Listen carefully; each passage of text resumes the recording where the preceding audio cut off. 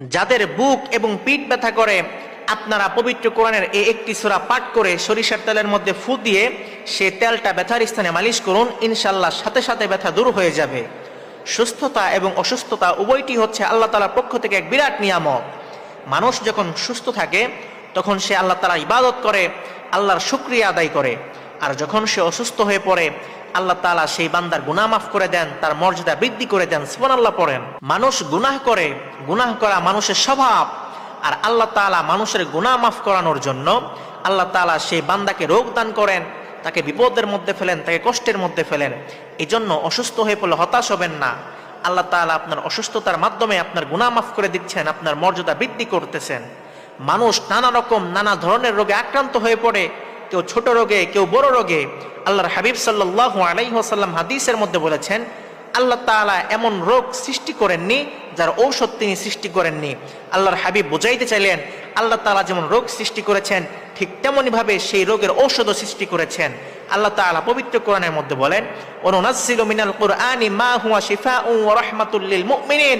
আল্লাহ তাআলা বলেন, আমি কোরআনের মধ্যে এমন বিষয় নাজিল করেছি যা মুমিনের জন্য রহমত এবং শিফা।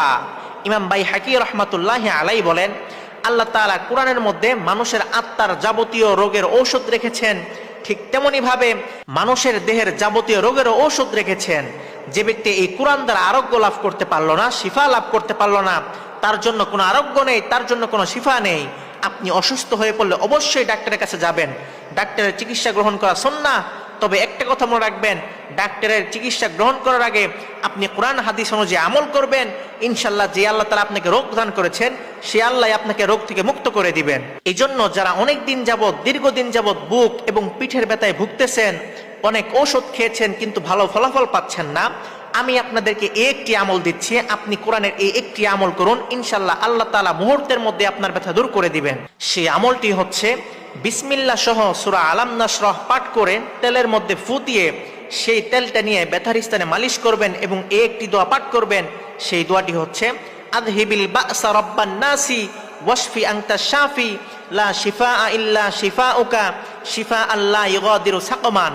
আপনি বিসমিল্লাহ সহ সূরা আলাম নাশরাহ পাঠ করে তেলের মধ্যে ফু দিয়ে সেই তেলটা ব্যথার স্থানে মালিশ করবেন আর এই একটি দোয়া পাঠ করতে থাকবেন। ইনশাআল্লাহ আল্লাহ